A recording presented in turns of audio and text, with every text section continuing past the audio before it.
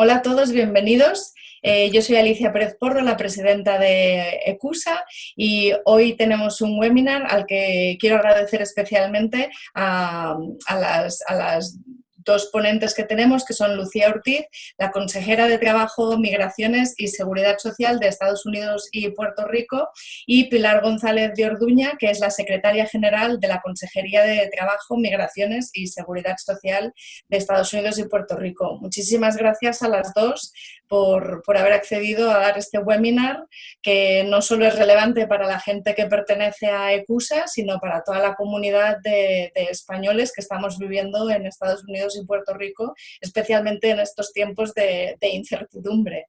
Así que muchas gracias y le cedo la palabra a Alma, que es Alma Pérez, la secretaria general de ECUSA. Hola a todos. Voy a hacer una breve presentación de lo que es ECUSA, de lo que hacemos. Simplemente ahora podéis ver en vuestras pantallas las instrucciones del webinario. Tendremos una breve charla de Pilar y Lucía y durante ese tiempo podéis usar la herramienta de preguntas y respuestas e ir preguntando lo que os vaya surgiendo. Los que habéis escrito preguntas en el registro van a quedar resueltas durante su presentación, para que lo sepáis. Entonces, para los que no nos conocéis, bueno, yo soy Alma, secretaria de ECUSA, y pues, ¿quiénes somos? ECUSA es una asociación sin ánimo de lucro para profesionales de la ciencia y la tecnología que tienen una afinidad con España en Estados Unidos. Se creó en 2014 y todos los que trabajamos en la asociación somos voluntarios. Estamos divididos en 6 capítulos: Boston, California, Midwest, Nueva York, Washington DC y Texas, que fue el último capítulo que se unió en diciembre del año pasado. Pues como os decía, somos profesionales de la ciencia y la tecnología y somos más de 1000 miembros. Entre nuestros miembros podemos decir que hay una paridad del 50% de hombres y mujeres, aunque en las juntas directivas hay un 61% de mujeres frente al 39% de hombres. En cuanto al nivel profesional de nuestros miembros, pues un 42% la conforman postdocs, pero también hay investigadores de otros niveles y PhD students.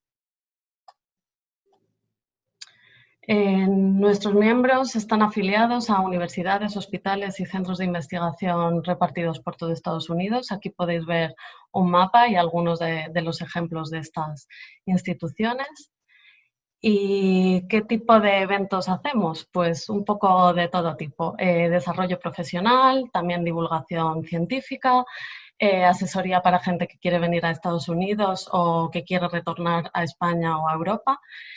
Por motivo del coronavirus, pues tuvimos que suspender todos nuestros actos, pero hemos estado bastante activos online, haciendo webinarios para mejorar la escritura del currículum, del resumen, también para mejorar la imagen científica, cómo hacer imágenes científicas para publicaciones.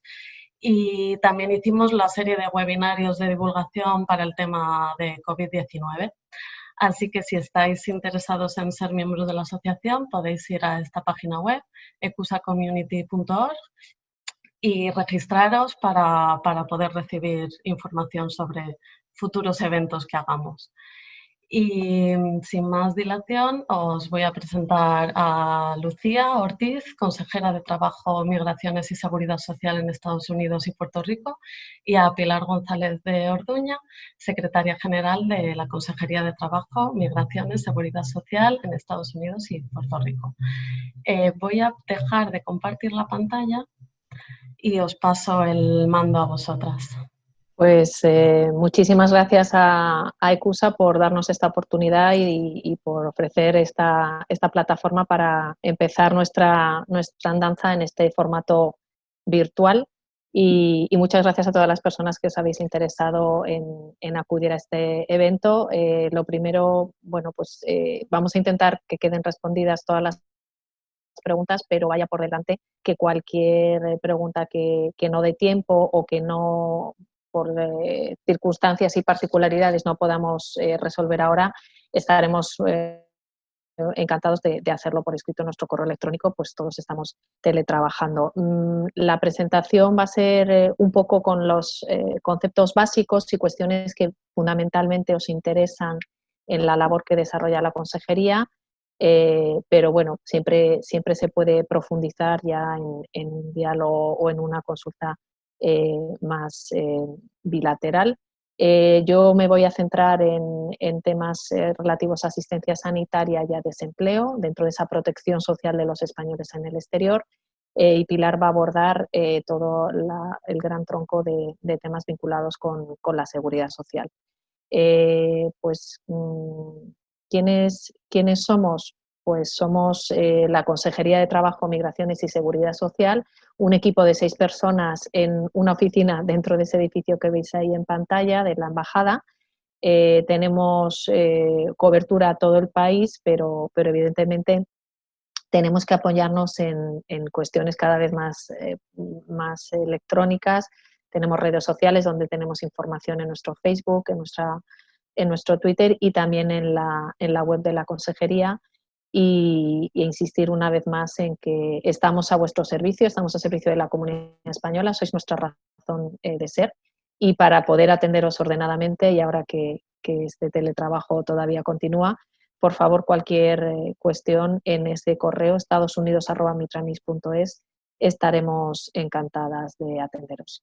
¿Qué somos? ¿Qué hacemos? Pues bueno, somos los ojos, los oídos y la voz del Ministerio de Trabajo, Migraciones y Seguridad, el Ministerio de Trabajo y Economía Social por una parte y el Ministerio de Inclusión, Seguridad Social y Migraciones por otra, porque tenemos dependencia en las funciones de los dos, y atendemos a toda la comunidad española en estas cuestiones, además de realizar una labor con nuestros ministerios homólogos aquí, ante la OEA y bueno, pues asistir y ayudar también a otras consejerías. Sin más, voy a dar paso a Pilar, voy a dejar de compartir pantalla para que pueda ella empezar el bloque de las cuestiones vinculadas a seguridad social. Muchas gracias, Lucía. Buenas tardes a todos. Bueno, yo voy a hablar de la seguridad social española. ¿Y qué es el sistema de seguridad social? Pues un sistema de seguridad social es un sistema de protección de un Estado que garantiza prestaciones sociales concretas e individualizadas ante determinadas contingencias, bien sean accidentes o enfermedades. Entonces, la acción protectora del sistema de seguridad social español es muy amplia.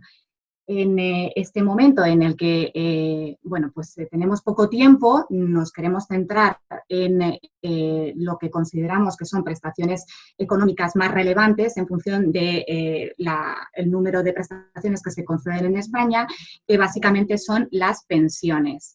A ver si consigo pasar ahora. Que básicamente son las pensiones. Recordar que en España hay ahora mismo aproximadamente 9,5 millones de pensionistas. Entonces, dentro de la acción protectora del sistema de seguridad social, pues las pensiones ocupa el primer lugar.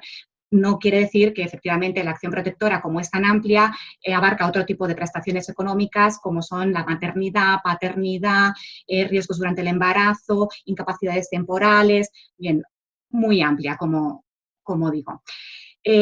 Prestaciones, las pensiones podemos dividirlas en 3 grandes grupos y la joya de la corona es la pensión de jubilación, que intentaré dar unas pinceladas muy básicas de lo que es esta prestación económica. En segundo lugar, tenemos un grande bloque de pensiones que son las de muerte y supervivencia. Estas pensiones, que quizás no se conocen por ese nombre, son las denominadas pensión de viudedad, orfandad y en favor de familiares. De viudedad, pues para la viuda del que ha adquirido un derecho, orfandad, los hijos, y en favor de familiares, pues aquellos familiares que no tienen otro tipo de rentas y que, bueno, convivían con el fallecido, que era titular de un derecho adquirido y, bueno, pues se quedan en una situación desprotegida. En esos casos muy concretos, nietos, nietas, tíos, tías, hermanos, hermanas, se les puede conceder una prestación económica, una pensión. Y por último, otra gran pata de las pensiones, las de incapacidad permanente. Estas pensiones, como su propio nombre indica, se conceden en función de un grado de discapacidad. y, bueno, pues van desde una cantidad a tanto alzado hasta una pensión especialmente alta que supone un 150% de una retribución en caso de que sea una gran invalidez y esa persona no pueda valerse por sí misma. Yo voy a hacer una breve explicación de lo que es la pensión de jubilación, por considerar la más relevante, la que siempre tenemos un montón de preguntas respecto a esta, pero digamos que todas tienen unos requisitos para tener derecho a las prestaciones y todas se calculan de una forma similar. Como todas las prestaciones económicas, como digo, la pensión de jubilación hay que cumplir unos requisitos para tener derecho a ella. Y el primero es la edad. En el 2020 se exige que se tengan cumplidos 65 años y 10 meses. Si no tienes esa edad ordinaria de jubilación, no te puedes jubilar, ¿de acuerdo? Todo esto que estoy comentando siempre es con carácter general. Hay determinados colectivos que pueden acceder a jubilación anticipada sin tener penalización. Otros determinados regímenes que también tienen otro tipo de jubilación con otras edades de jubilación. Pero digamos que con carácter general, para un trabajador por cuenta ajena del régimen general, la edad reglamentaria ordinaria de jubilación en el año 2020 es de 65 años y 10 meses. ¿Qué pasa? Que ahora mismo nos encontramos en un periodo transitorio, porque en el 2011 se aprobó una ley de revalorización de las pensiones y mejora de las prepensiones, en el que establecía unos cambios en cuanto a los requisitos y en cuanto al cálculo de las pensiones. Se estableció también un periodo transitorio y ese periodo transitorio, ahora mismo en lo que la edad se refiere, va cambiando cada año de tal manera que hasta que no lleguemos hasta el 2027, la edad de jubilación ordinaria que se exija irá modificándose. Este es el cuadro en el que, como veis, en el 2020, como digo, se exige 65 años y 10 meses y en el 2027 se exigirá 67 años. A partir del 2027, la edad queda fijada en 67 años. Como veis, para cada año se desglosa en dos edades. En el caso de que la persona tenga una larga carrera de cotización, entonces sí que se puede jubilar a los 65 años sin tener ningún tipo de penalización, ningún tipo de coeficiente reductor. Por tanto, si una persona que se quiere jubilar en el 2020 tiene más de 37 años cotizados al sistema de seguridad social español, sí se podrá jubilar a los 65 años. A partir del 2027, pues tiene que tener 38 años y 6 meses como mínimo cotizados al sistema, y entonces sí que podrá acceder a la jubilación a los 65 años. Si no, la edad es a los 67 años. Eso no quiere decir que no te puedas jubilar a los 70, 75, 80 años. Puedes jubilarte a la edad que quieras, siempre y cuando hayas cumplido la edad exigida ordinaria, ¿de acuerdo? Antes no se puede. Y retorno a los requisitos que se exigen para la pensión de jubilación. El primero es la edad y el segundo se exige un periodo mínimo de cotización. Las pensiones de jubilaciones son vitalicias y se exige cotizar un mínimo de 15 años a lo largo de la vida laboral. Si no has cotizado 15 años, no puedes jubilarte, ¿de acuerdo? También se exige un segundo requisito de cotizaciones. Es obligatorio que se coticen 2 años dentro de los últimos 15 años inmediatamente antes de causar el derecho. Si te jubilas a la edad ordinaria de 67 años, tienes que haber contribuido al sistema un mínimo de 2 años en los últimos 15 años y si no lo cumples, tampoco te puedes jubilar. Es decir, que el requisito de cotizaciones mínimas es doble. ¿De acuerdo? Una vez que se cumplen estos dos requisitos, pues ya puedes jubilarte y entonces pasaríamos a explicar cómo se calcula una pensión de jubilación. Con carácter general, todas las prestaciones económicas se calculan de la misma manera. Es un porcentaje que se aplica a una base reguladora. En concreto, la jubilación. La base reguladora es una fórmula que viene establecida en el texto refundido de la Ley General de la Seguridad Social. Es la que estáis viendo en pantalla. Si alguien quiere que la desarrolle un poquito más, pues en el tiempo de preguntas puedo extenderme un poco más. Pero para que entendamos el concepto básico de la base reguladora, consideramos que es la suma de todas las bases de cotización de un periodo determinado de años, ¿vale? ¿Y qué es una base de cotización?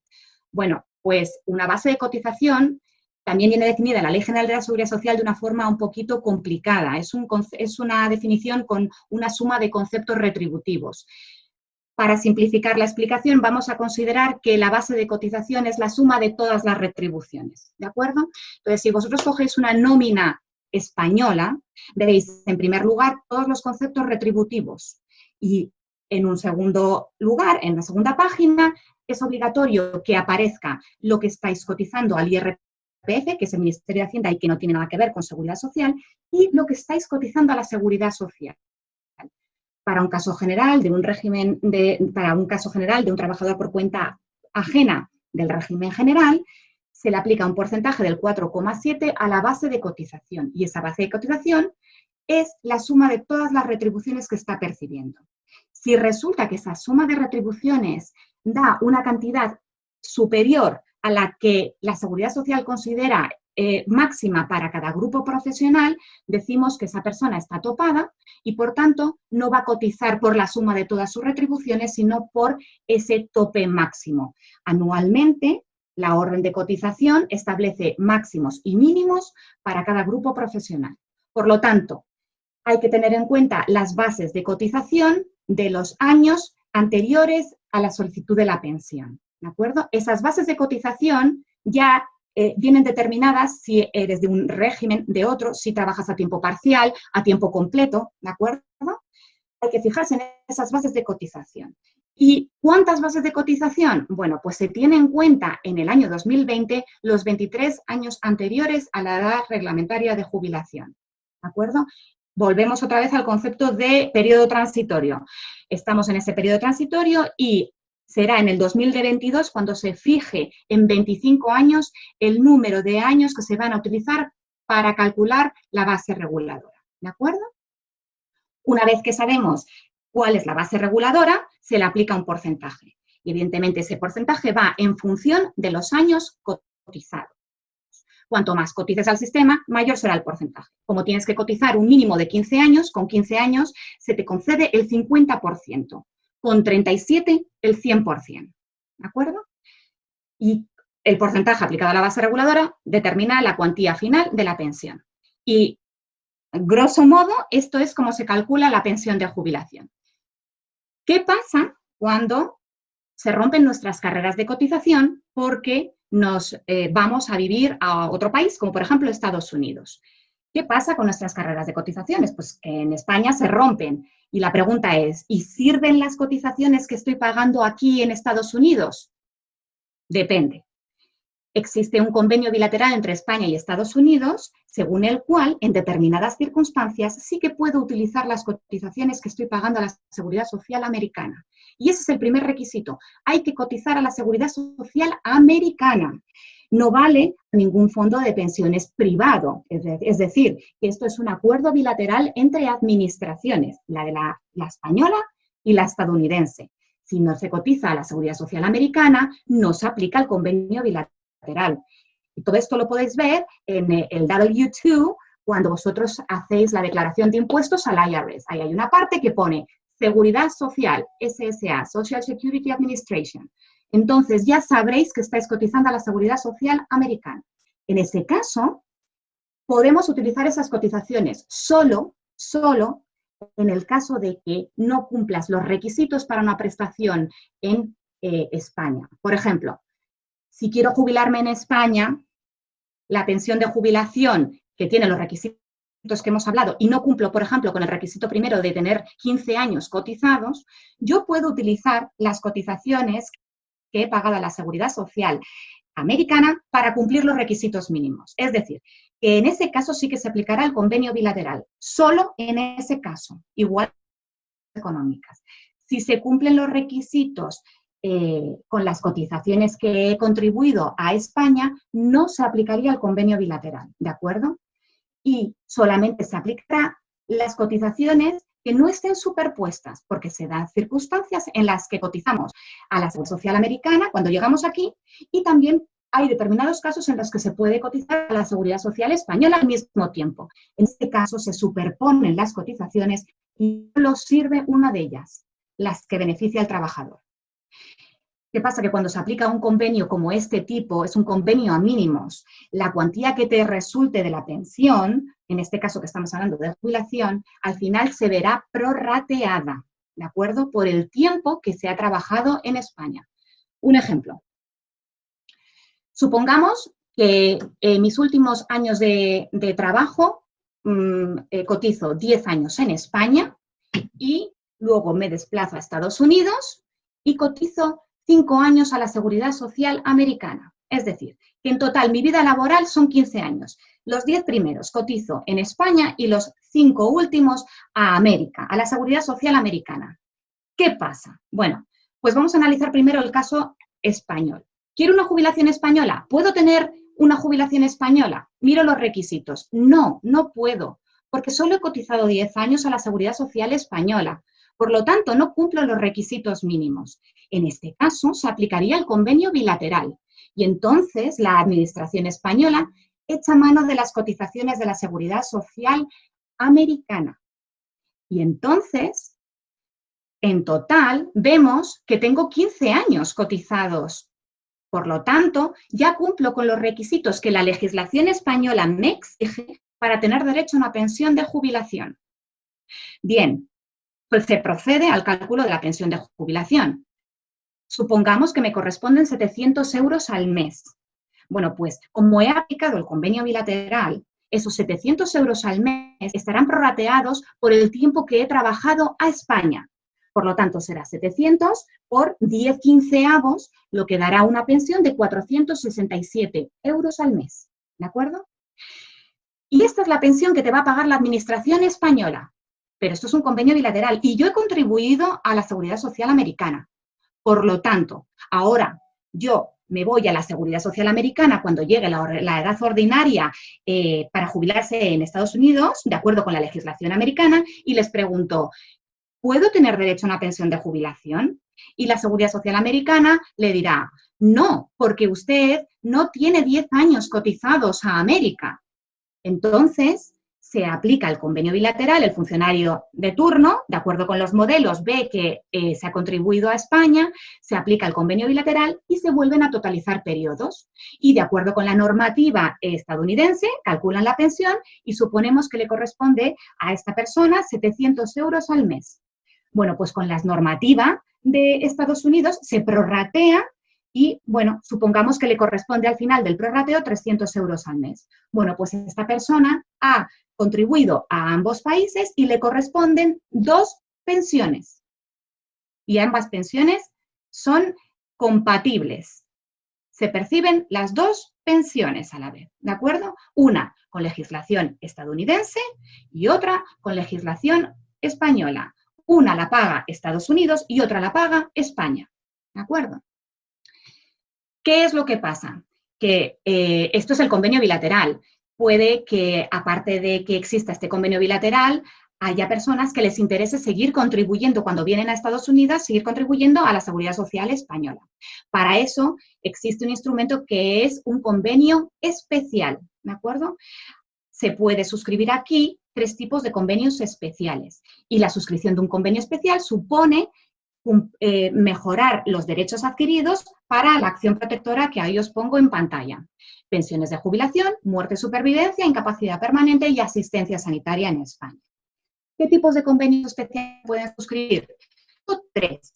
El especial ordinario, un nombre un poco curioso, el convenio especial para emigrantes españoles e hijos de estos, y por último el convenio especial para funcionarios o empleados de organismos internacionales. El primero y el tercero son similares.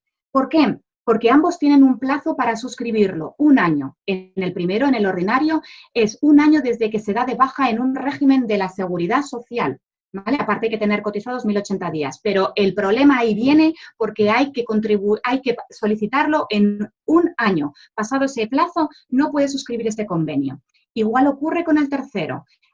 Se tiene de margen 1 año desde que se ostenta la condición de empleado de un organismo internacional. Pasado ese año no puede suscribir este convenio. Ambos convenios, lo bueno que tienen es que tú eliges la cuantía a aportar al sistema de seguridad social y que duda cabe que cuanto mayor sea, pues eso repercute directamente en cualquier prestación, ¿de acuerdo?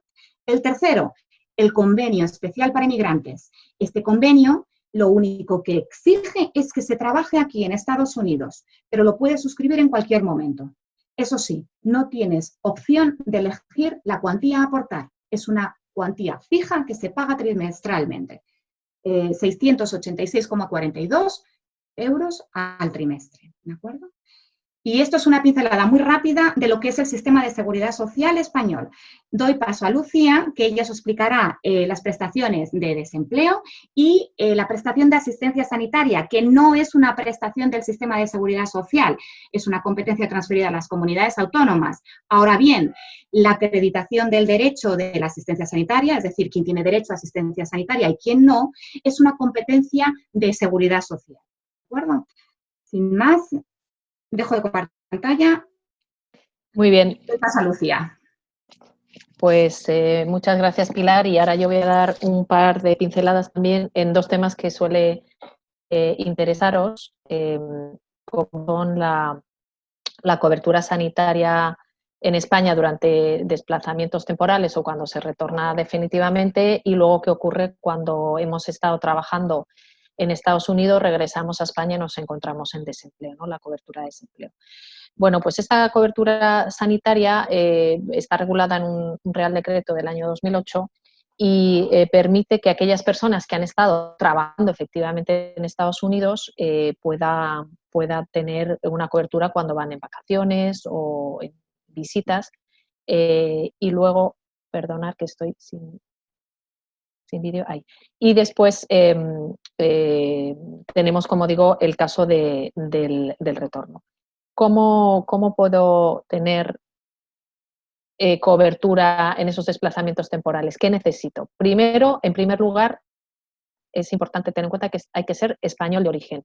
Esto es un término un poco jurídico, pero grosso modo son aquellas personas que siempre han sido españolas, han nacido de padre y madre o madre españoles y siempre han sido españoles, aunque luego nunca han perdido esa nacionalidad.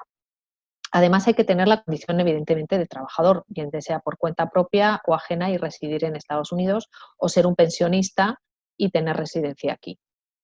¿Qué nos permite esta cobertura sanitaria? Bueno, pues nos permite tener acceso por causas sobrevenidas a un servicio, a una atención sanitaria pública durante 3 meses, desplazamientos temporales prorrogables por una sola vez por 3 meses más, es decir, 6 meses a lo largo del año. Yo entiendo que es un tiempo bastante prudencial. Y además puedo incluir en esta asistencia a mi cónyuge y los hijos con independencia de la nacionalidad de estos. Esto es bastante interesante. Lo que es importante tener en cuenta que es el titular, digamos, el que sostendría el paraguas de esa cobertura, y luego puede incorporar a esa protección a los beneficiarios, al cónyuge y hijos dependientes. Y es importante tener en cuenta esto porque es a la hora de establecer la duración y las fechas de esa cobertura se va a tener en cuenta fundamentalmente la del titular. Y nos pasa casi siempre la pregunta, oye, ahora a lo mejor ya no se va a dar tanto, la etapa pre-COVID, la gente pues muchas veces iba a España, dejaba a los hijos y se volvía. Entonces nos decía, bueno, y si mis hijos están cubiertos, ¿qué pasa? ¿Les dejo allí con los familiares, los abuelos? Bueno, en principio tendría que estar el titular del derecho si necesita recurrir a esa asistencia sanitaria. Está pensada para que esté el titular. ¿De acuerdo? Esto es un pantallazo un poco con mucha información, pero lo que quiero que quede más retenido de esta información es que, en definitiva, lo que es el documento que os va a dar ese derecho es el documento acreditativo del derecho que depende del Instituto Nacional de la Seguridad Social. Entonces, todo lo que viene después es la gestión, los trámites que hay que hacer. Evidentemente, es un derecho que es acceder a una asistencia pública gratuita para el que lo disfruta, pero no gratis. Y todos creo que podemos comprender la diferencia, es decir, que hay que hacerlo de manera racional y por eso hay que pedir una serie de pruebas documentales, ¿no? Hay dos momentos o dos fases de recopilar esas pruebas, esa documentación. En Estados Unidos, por parte de nuestra oficina, tenéis que comprobar demostrarnos a través de una carta de empresa o a través de una copia de vuestro Medicare, que sois pensionistas o trabajadores por cuenta ajena o propia, si no tenéis pues a través también del W2 o de formularios de impuestos que demuestre que sois trabajadores autónomos. Nosotros emitimos un certificado de no exportación, es decir, que la asistencia sanitaria que eventualmente tengáis aquí no la podéis llevar a España. Y luego es importantísimo, y esto es una de las ventajas de estar registrado en el registro de matrícula consular, que la prueba documental de la Administración española de que sois residentes en Estados Unidos es el certificado de residencia consular, o el de matrícula consular que podéis obtener en los consulados. Con estos dos documentos y otros siguientes hay que hacer unas gestiones en España. ¿Qué ocurre? Que en la situación actual del COVID pues ha hecho que las oficinas de la Seguridad Social, lo que aquí se llama CAIS, los centros de social hayan de momento suspendido la atención al público. Entonces, todas estas documentaciones de las que voy a seguir hablando las tenéis que presentar en la sede electrónica de la Seguridad Social, que ha habilitado canales, en principio está pensado para utilizarlo con firma electrónico, pero ha habilitado canales para tramitaciones de urgencia si no se tiene firma electrónica, entre ellos esta cobertura sanitaria. Es importante, como digo, que sean trabajadores, que sean españoles y que sean españoles de origen. ¿Y cómo se muestra esa nacionalidad de españoles de origen? Con el certificado literal de nacimiento que se puede obtener en la página web del Ministerio de Justicia.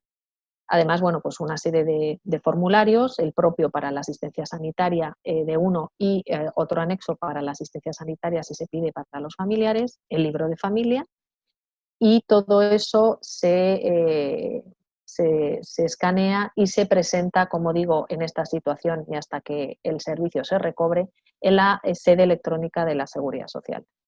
Esta es la primera vez, pero luego, bueno, pues si hay renovaciones, se simplifica. Simplemente se hace de nuevo la solicitud y no hay que aportar DNI salvo que haya habido cambios. Por lo demás, ni el literal de nacimiento ni el certificado de residencia consular son necesarios.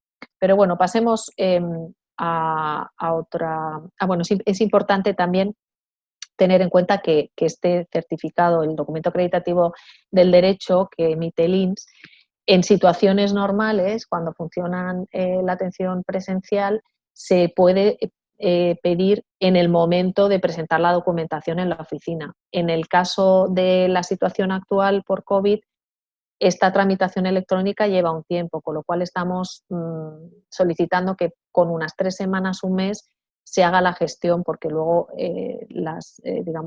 aparte del volumen de trabajo, ese certificado se enviará al domicilio que uno diga en España, o si tiene firma electrónica se podrá retirar en la sede. Es el documento acreditativo del derecho del INS. No equivocaros con lo que viene a ser las tarjetas sanitarias de las comunidades autónomas. Esas tarjetas sanitarias las emiten las autoridades sanitarias de las comunidades autónomas, pero el INS es el que diferencia, el que determina quién tiene derecho a recibir la asistencia sanitaria. Y es un documento, además, acreditativo, donde podéis presentaros a cualquier servicio público de salud y os deben atender sin cobrar. También nos preguntan qué pasa si no tenemos esta asistencia sanitaria, no nos atienden. Efectivamente os atenderán, pero claro, el costo que se genere os lo van a imputar. Como digo, la otra posibilidad de cobertura sanitaria es cuando ya retornáis a España mientras no tengáis cobertura por otros medios, es decir, porque no estáis dados de alta, no tenéis trabajo, no recibís ninguna prestación regular de la Seguridad Social o de desempleo y entonces tampoco sois pensionistas.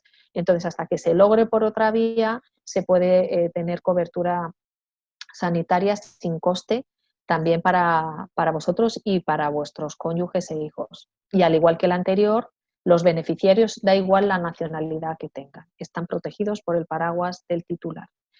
Para esto la tramitación es más sencilla porque aunque necesitaréis la baja consular, bueno, por supuesto vuestro DNI o pasaporte, hay que inscribirse en el padrón del ayuntamiento donde vayáis a residir y solicitar ante el CAIS la cobertura oportuna, por supuesto con los formularios y presentando el libro de familias si se incluyen también los familiares.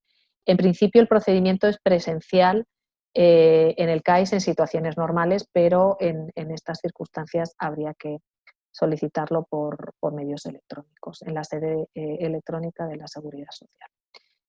Y paso ahora a, de manera muy genérica, abordar la prestación, la cobertura que da el Servicio Público de Empleo a aquellas personas que han sido emigrantes cuando retornan a España. Esta fórmula, las dos que voy a hablar ahora, tanto la prestación de carácter contributivo como el subsidio de carácter no contributivo, son las más utilizadas. Hay otro tipo de subsidios que no voy a explicar en detalle para mayores de 45 años o para personas mayores de 52, pero básicamente se parecen bastante al subsidio de desempleo con algunos requisitos concretos, ¿no? Lo interesante es la idea de que la persona que ha sido española, que ha sido emigrante, una vez que retorna al país y se encuentra en una situación de desempleo, bueno, pues con estas prestaciones o subsidios lo que se pretende es que sea un paso más suave a su incorporación al mercado laboral. En ambos casos, tanto el subsidio como la prestación, por supuesto, necesitan que se den determinados condicionantes comunes, como estar en situación de desempleo, inscribirte como demandante y permanecer en esta inscripción todo el rato, que dure la prestación, toda la duración de la prestación, y luego ya tanto las cuantías como el tiempo y los requisitos cambian. En el caso de la prestación es la que primero se van a fijar, es decir, la prestación se da para aquellas personas que habían acumulado antes de emigrar una serie de días de cotización por desempleo, al menos 360 días en los 6 años antes de emigrar y lo tenían sin utilizar. En este caso, la cuantía a la que tiene derecho por prestación al desempleo pues se calcula de la misma manera que el paro de cualquier persona que accede a él sin haber salido nunca de España, ¿no? De los no emigrantes. Es decir, que se calculará en función de la base reguladora, el 70% de la base durante un periodo de tiempo, los 180 primeros días, y el 50% de esta base reguladora desde el día 181 en adelante. La duración pues dependerá de lo cotizado, pero bueno, tenéis ahí la oscilación de la duración, un mínimo de 120 y un máximo de 2 años. En el caso del subsidio, en cambio, no hacía falta o si tener cotizaciones previas, o a lo mejor se trata de personas que habían tenido cotizaciones pero habían utilizado ya el paro y lo habían agotado. Entonces, en ese caso, lo que es necesario para tener acceso a ese subsidio de desempleo es haber tenido por lo menos 12 meses trabajados en los 6 años antes de regresar a España. Pueden ser 12 meses continuos, pueden ser discontinuos. Lo importante es que haya prueba de que se ha realizado el trabajo y que ese trabajo además se ha realizado cumpliendo con la normativa laboral de este país, es decir, un trabajo legal, con visados, etcétera. Además, el subsidio exige que hay un tope de rentas, ¿no? Es decir, está pensado para gente que tiene bajos ingresos y en este caso no superiores al 75% del salario mínimo interprofesional, ¿no? 675 euros. La cuantía del subsidio es fija, está basada en un indicador de rentas múltiples, se llama IPREM, que está aproximadamente, el 80% de este indicador es lo que se cobra, que está aproximadamente en 430 euros al mes, y la duración es algo diferente, son entre 6 meses hasta los 18, porque se pueden prorrogar durante 2 veces. Lo importante de toda esta idea de subsidio o prestación de desempleo es que hay un procedimiento en la que, como veis en los cuadros intermedios, está funcionando, tienen relación la Administración de Trabajo, porque tenemos que adverar la consejería vuestro trabajo realizado, certificar o adverar vuestro trabajo realizado en Estados Unidos para que luego consigáis lo que viene en el punto 4, que es el certificado de migrante retornado, para tener acceso a esa prestación, a ese subsidio.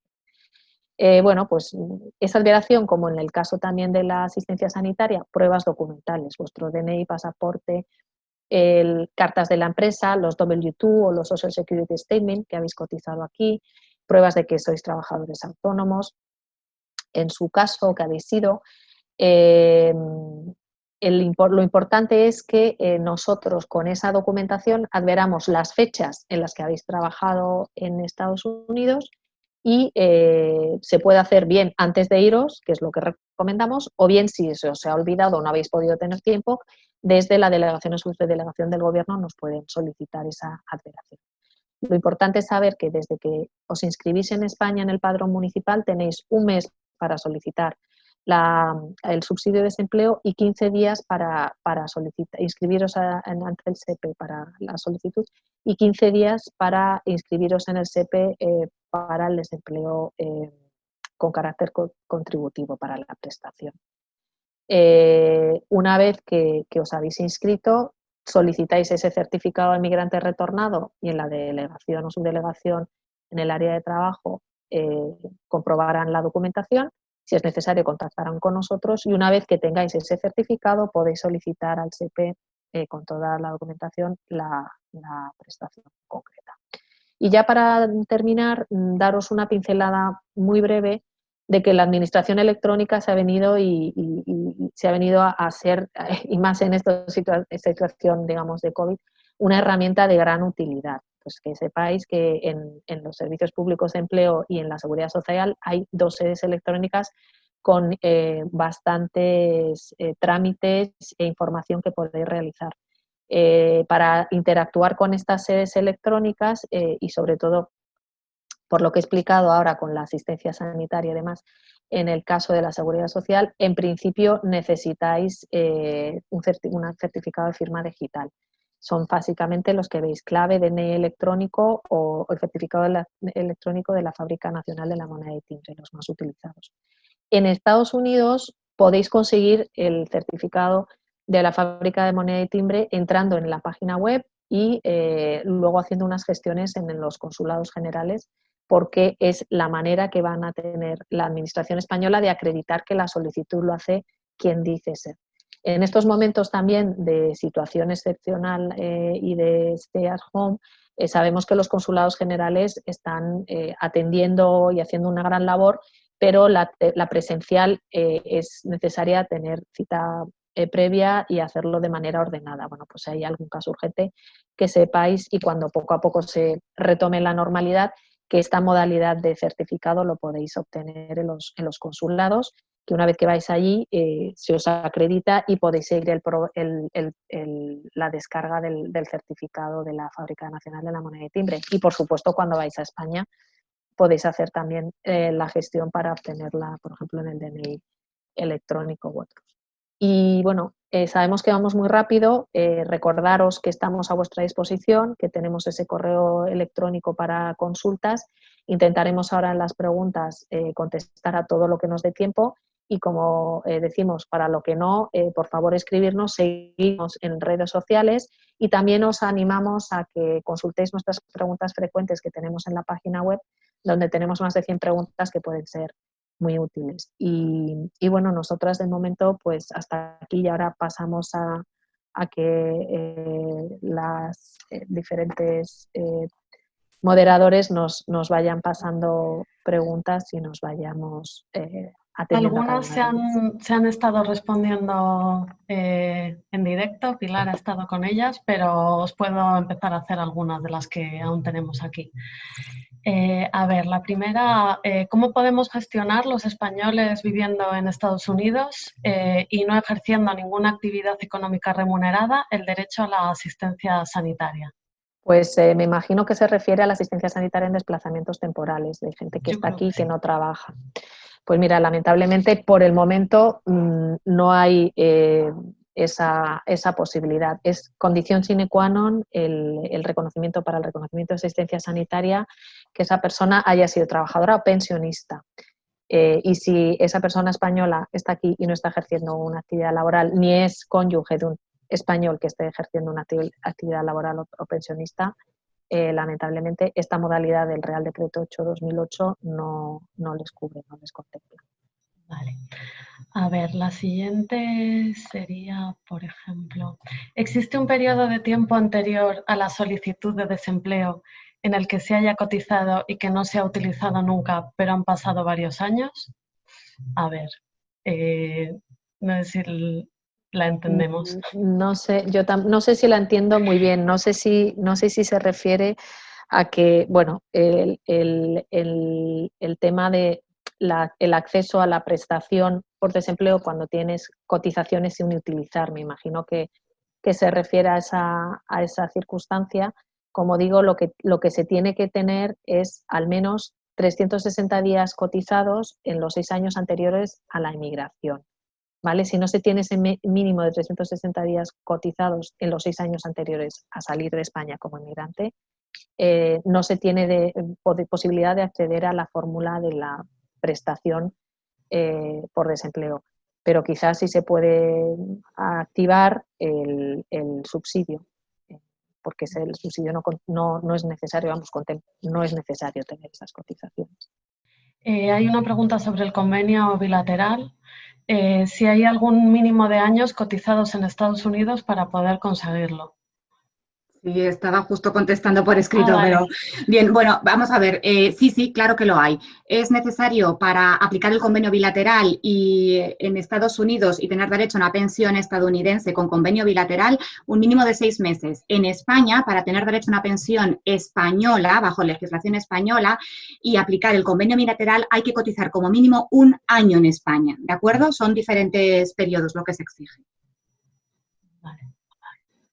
Había, perdóname, una pregunta que he leído antes, pero no me da tiempo a contestar sobre el FICA. Había un profesor visitante diciendo qué pasa. Con la J1. Ah, vale, perfecto. Sí. Vale. Que es un sistema asimilado a la seguridad social. Perdona. Vale. Vale, aplican las mismas. Bueno, ¿aplican las mismas condiciones en Estados Unidos para presentar la jubilación por haber cotizado en Reino Unido antes del Brexit? Es que he leído, o sea, no sé si vosotras sabéis de Reino Unido, porque... Bueno, vamos a ver, vamos a ver. Nosotros lo que estamos explicando es el convenio bilateral entre España y Estados Unidos y la normativa en España con este convenio. Pero sí que te puedo adelantar que hay convenios hay reglamentos comunitarios. El tema del Brexit es extremadamente complicado. Entonces, cuando llegue la edad de jubilación de esta persona que pregunta y haya cotizado a Reino Unido, habrá que ver qué situación hay actual con Reino Unido, bueno, en el momento en que se jubile, y habrá que ver qué legislación está operando. Lo que debería hacer es, evidentemente, si ha cotizado X años, en principio se tendría que, en Reino Unido se podría utilizar para la pensión española, pero son reglamentos comunitarios y para más INRI habría que esperar a la legislación que corresponda cuando el Brexit llegue a su fin, si llega en algún momento. ¿De acuerdo?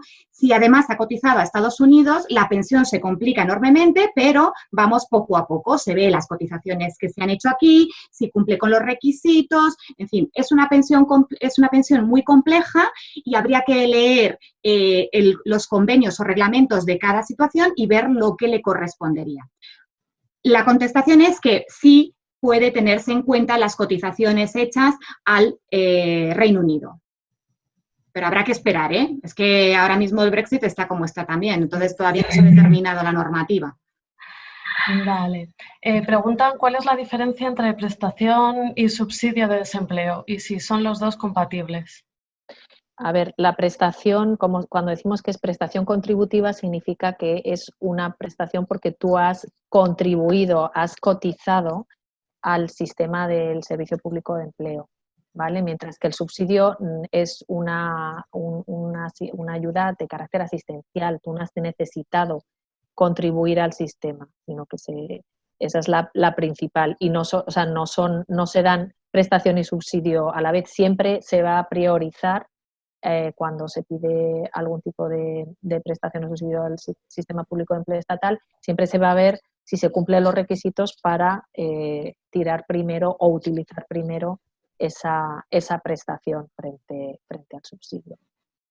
Claro, hay que tener en cuenta que la prestación contributiva es porque has adquirido unos derechos y, por lo tanto, es obligatorio ejercer esos derechos. El subsidio siempre va unido a una inexistencia de rentas, es decir, un límite de rentas. Por lo tanto, evidentemente, lo primero es ejercer los derechos adquiridos. Si tienes derecho a una prestación por desempleo contributiva, la percibes y cuando se finalice veremos a ver si cumples los requisitos para un subsidio. Puede que sí, puede que no, ¿de acuerdo? Porque evidentemente dependerá de las rentas que se obtengan en ese momento y la dificultad para encontrar trabajo y demás. A ver, otra pregunta que tenemos por aquí. ¿Se puede solicitar la jubilación no mediante el convenio bilateral, pero de forma independiente? O sea, pregunta por la ventaja de solicitar la jubilación mediante el convenio entre Estados Unidos. Vamos a ver, sí, vamos a ver. El convenio bilateral, como he explicado antes, es un convenio a mínimos y nadie puede elegir si se aplica o no el convenio. Es decir, dependiendo de si se cumple o no los requisitos, se aplica o no el convenio y no es la elección del solicitante de la prestación. ¿De acuerdo? Entonces, si el que pregunta se está planteando, bueno, no cumplo los requisitos, pero estoy a punto, si en tal caso suscribo un convenio especial, sigo cotizando a la Seguridad Social Española y entonces no tengo que aplicar el convenio bilateral. Bueno, pues si es esa la pregunta o por ahí van los tiros, la aplicación del convenio bilateral, como es a mínimos, siempre hay que intentar evitarlo. Es decir, siempre va a ser mejor una pensión nacional calculada sin aplicación del convenio bilateral, ¿vale? Porque el prorrateo del que hablaba y que va en función de los años trabajados en España siempre va a menguar la pensión. Con lo cual, si hay posibilidad de contribuir al sistema para completar los requisitos, no cabe duda que es mejor tener una pensión nacional que una pensión por convenio, ¿de acuerdo? La oportunidad de suscribir un convenio especial durante un tiempo, eso ya depende de cada uno, porque ese periodo de tiempo, bueno, pues puede ser un par de años o muchos más. Y entonces hay que ver, cada uno tiene sus propias necesidades y prioridades, si compensa estar cotizando al sistema de seguridad social durante muchos años o no. Porque, claro, evidentemente, si es a modo de inversión, a lo mejor no compensa estar suscribiendo un convenio especial durante 10 años para cumplir los requisitos, porque luego el desembolso que has hecho durante tu vida laboral es mucho mayor de lo que vas a tardar en amortizar ese dinero empleado en tu vida laboral. Y a lo mejor para amortizarlo resulta que tienes que vivir 110 años. ¿De acuerdo? Entonces, la suscripción de un convenio especial es algo muy personal y que hay muchos motivos por los que se pueden suscribir. Entonces, hay que muchas veces hacer cuentas si lo que se pretende es mejorar una pensión de jubilación. Si lo que se pretende es cumplir los requisitos, pues evidentemente es un instrumento muy válido. Y siempre será mejor que una pensión por convenio bilateral. Vale, gracias, Pilar. ¿Para la doble tributación hay que pedirla de alguna manera o es automática? A ver, nosotros es que no llevamos temas fiscales, vale. Entonces podemos dar este correo de la consejera de Finanzas para hacer las consultas sobre fiscalidad que necesiten. Tiene que dirigirse a esa consejería. Vale, si estás aquí más de 10 años, tienes derecho a pensión en Estados Unidos. Es otra vez sobre el convenio bilateral. Entonces, ¿puedes usar el convenio bilateral o tendrías dos pensiones independientes, con lo cotizado en España por una parte y lo cotizado en Estados Unidos? Si se cumplen los requisitos establecidos en la Ley General de la Seguridad Social para tener derecho a la pensión de jubilación, te jubilarías con una pensión nacional sin posibilidad de utilizar el convenio. Aquí se exigen 10 años. No sé qué más requisitos se exigen, pero si solamente es ese requisito y lo cumples, tampoco podrías echar mano del convenio, sería una pensión nacional.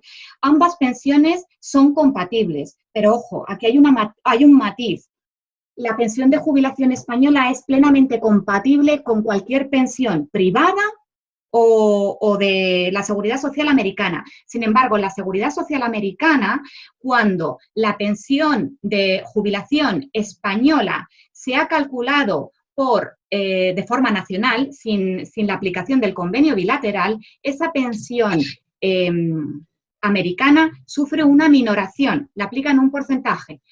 Si la pensión americana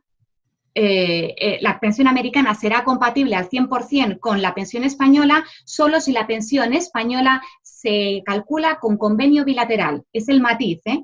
Es decir, que la pensión americana te la minoran en un porcentaje si la pensión española no se ha calculado por convenio bilateral, es decir, es una pensión nacional. ¿De acuerdo? Vale. A ver, esta pregunta es sobre el derecho a paro en España. Se dejó el país hace más de 6 años, pero se tenían 8 años cotizados en España. Si regresamos, ¿tenemos acceso a la prestación de paro de forma directa? Vamos, si se vuelve a trabajar, ¿tenemos ese paro, podemos disfrutar de ese paro? ¿Está activado o se ha perdido? En principio, parece que estarían en situación de acceder a la prestación. Habría que verlo, porque han estado cotizando en España los 6. Han salido de España hace 8 años y entonces han cotizado en los 6 años anteriores. Cotizaron 8 años y salieron hace 6. Sí. Pues sí, en principio sí, claro, estarían cumpliendo con el requisito de tener acceso a la prestación. Sí, siempre y cuando aquí trabajan por lo menos un día. Es decir, que lo que has cotizado a España, si no has ejercido el derecho de la prestación por desempleo antes de venirte para acá, eso queda ahí, congelado. Entonces, si trabajas aquí un día, ¿vale?, tienes que hacer el papeleo correspondiente con nuestra consejería, pero sí tienes el derecho al desempleo contributivo cuando retornas a España. Pero tienes que por lo menos haber trabajado aquí un día, ¿eh? Algo. ¿Vale? Sí, es imprescindible para acceder el tener esa condición de migrante retornado, y para tener ese certificado de migrante retornado, como hemos visto en el procedimiento, necesitas haber trabajado en Estados Unidos, como bien señala Pilar, al menos un día. A ver, os leo otra. Las bajas maternales son diferentes en Estados Unidos y en España. ¿Hay algún tipo de cobertura desde el gobierno español para equilibrar la ausencia de cobertura en Estados Unidos? No. La prestación por maternidad es, evidentemente, siempre y cuando cotices al sistema de seguridad social español. Oye, aquí tenemos expatriados con sus empresas españolas que les trasladan aquí y, por supuesto, tendrán derecho a su prestación por maternidad. El hecho de que el sistema de protección social estadounidense no sea como el de España, y en concreto el estadounidense es bastante inferior, España no puede complementar, porque tú no estás contribuyendo al sistema de seguridad social español, no hay forma de complementarlo, no hay ningún instrumento que, pues te pueda conceder una prestación de maternidad, no estás contribuyendo al sistema. En el caso, como decía bien Pilar, de que se trate de una trabajadora española en una empresa que esté cotizando a Seguridad Social española, pues podrá solicitarlo. Pero no, claro, una vez que estás aquí en el régimen local, pues son con todos esos matices también de menor protección social. Otra sobre la prestación por desempleo. ¿Es necesario hacer todos los procedimientos para pedir la prestación por desempleo nada más llegar a nuestro lugar de origen en España? Y si es así, en caso afirmativo, con esto de la cuarentena, ¿se pueden hacer los procedimientos online? Bueno, eso habrá que, o sea, en principio hay que tener varios factores en cuenta. Primero, que desde que se llega a España, desde que uno se empadrona, empiezan a correr los plazos para la solicitud o de la prestación o del subsidio. La situación en la que se encuentra ahora mismo España es, como el resto del mundo, es también particular. Entonces, en el caso de las prestaciones por desempleo, también hay que tener en cuenta que luego entrarán en juego las administraciones de las comunidades autónomas.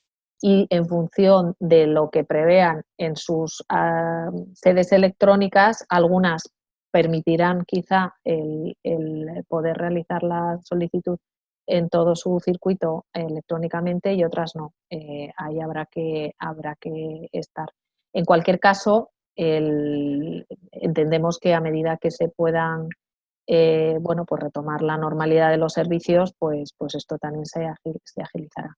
Como digo, es importante tener en cuenta que desde que se hace la inscripción en el padrón, se tiene un mes para poder solicitar el subsidio, para poder ir al SEPE a inscribirse y 15 días para poder ir al SEPE a inscribirse en el caso de que se solicite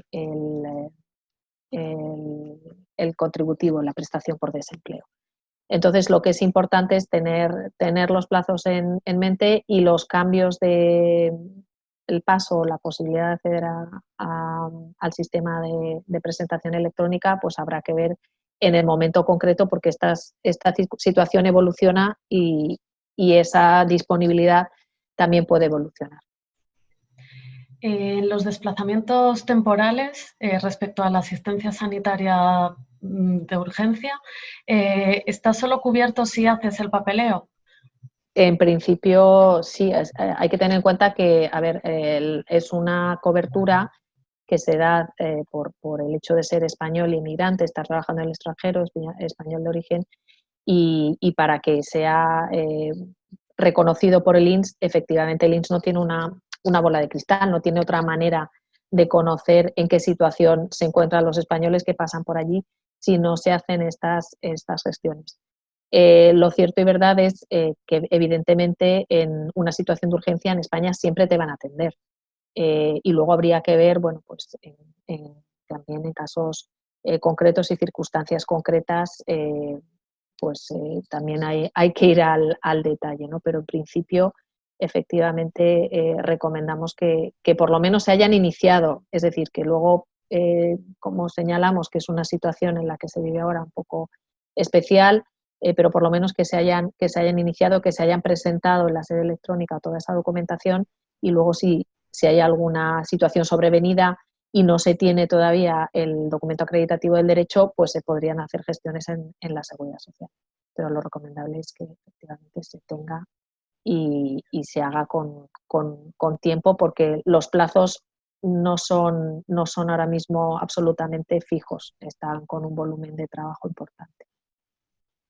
Claro, tenéis que tener en cuenta que la prestación de asistencia sanitaria, el derecho lo reconoce el INS, pero como decía antes, la gestión es de las comunidades autónomas. Entonces, si en las comunidades autónomas cuando vas porque tienes un accidente o lo que sea y vas al ambulatorio de turno y el funcionario que está detrás ve que no estás en el sistema porque no has hecho el papeleo correspondiente que te ha comentado Lucía, pues el funcionario de turno se da cuenta que tú no estás asegurado. Por lo tanto, es posible que te diga, bueno, sí, si usted tiene derecho, le atendemos, pero aquí está la factura, ¿de acuerdo? Entonces, es muy conveniente que se haga todo el papeleo.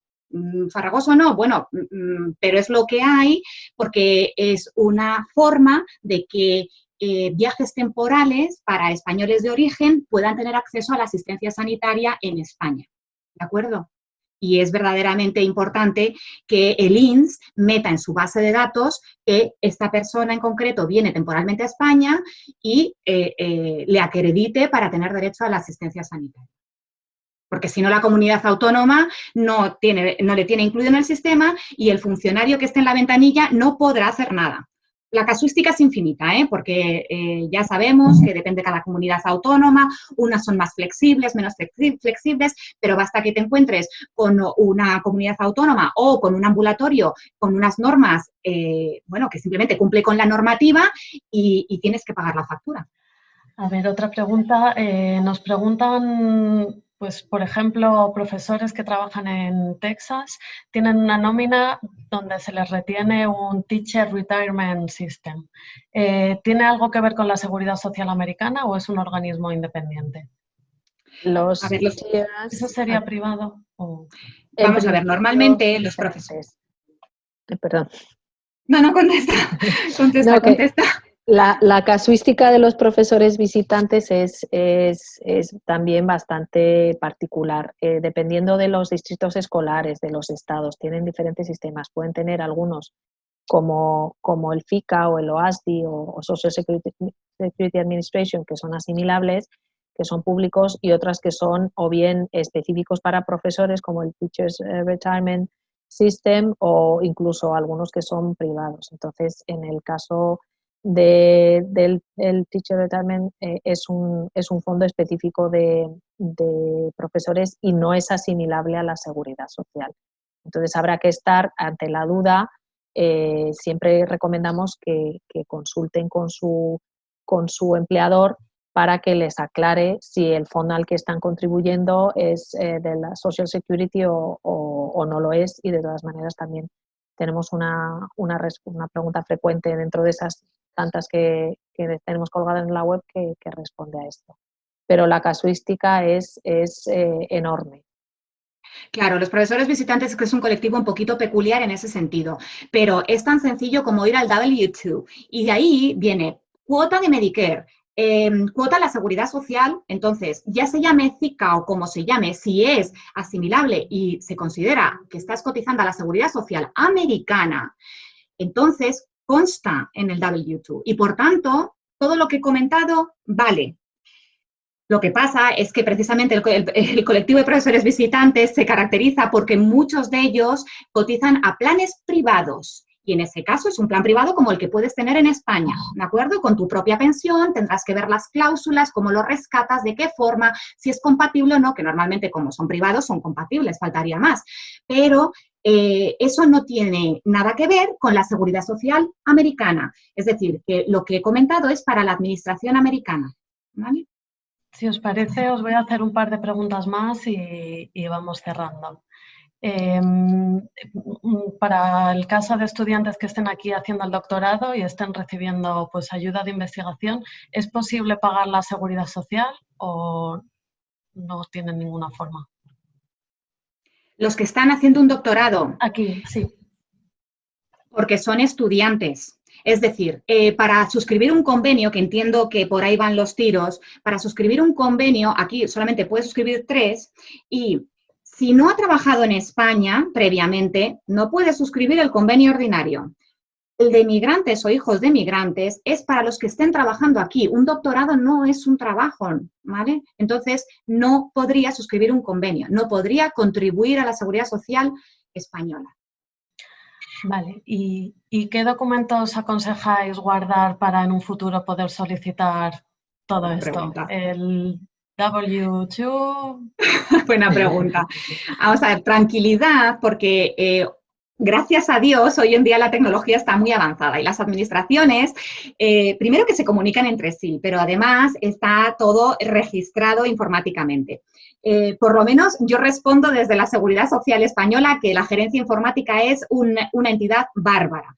Entonces, la recomendación, bueno, pero la recomendación es que comprobéis qué estáis pagando de seguridad social, ¿vale? ¿Qué estáis pagando?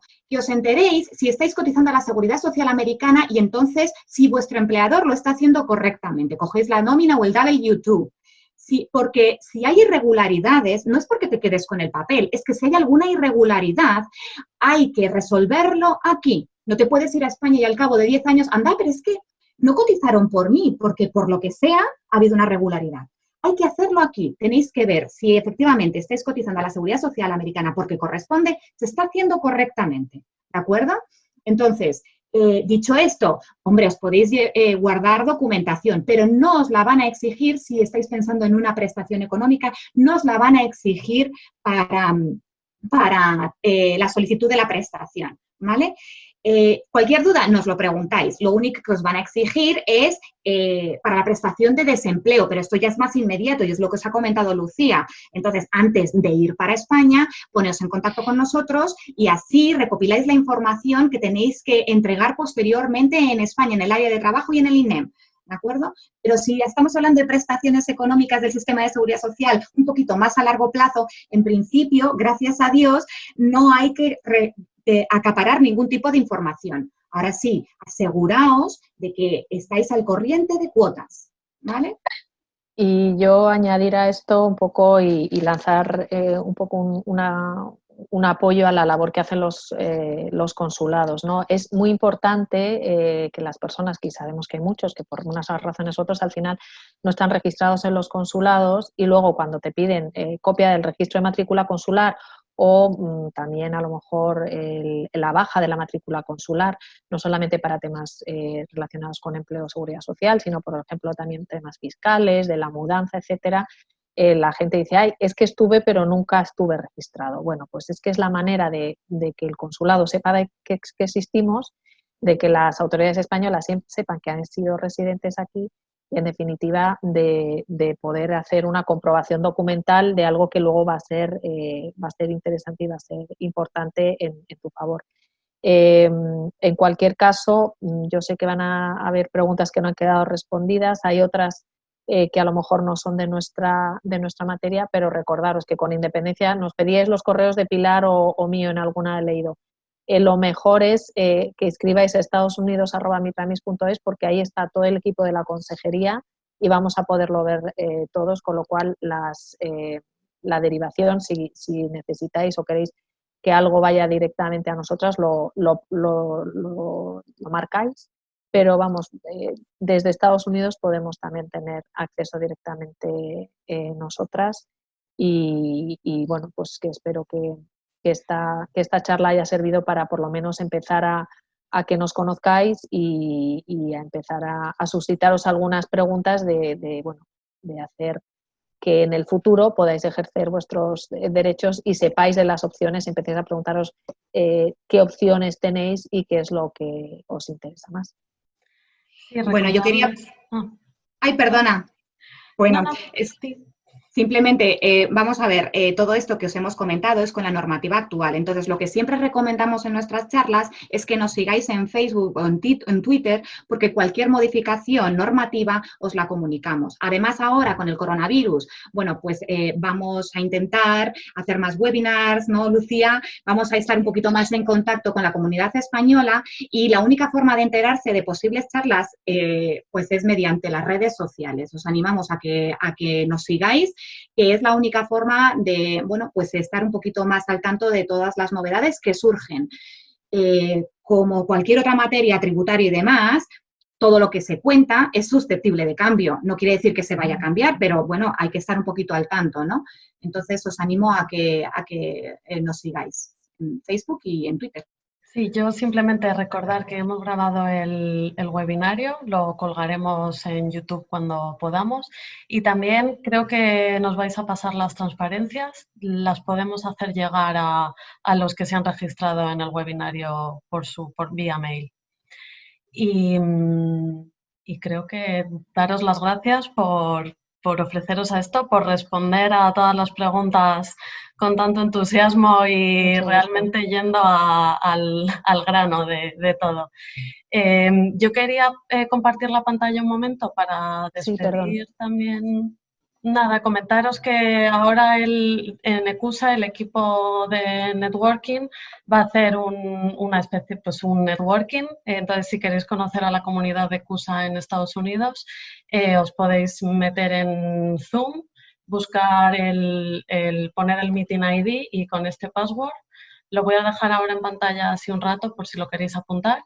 Y el próximo evento que tenemos desde ECUSA programado es otro webinario sobre preguntas, cómo venir a Estados Unidos a hacer un doctorado y las preguntas sobre programas de PhD. Y nada, y de nuevo, pues muchísimas gracias Lucía y Pilar por estar con nosotros. A vosotros.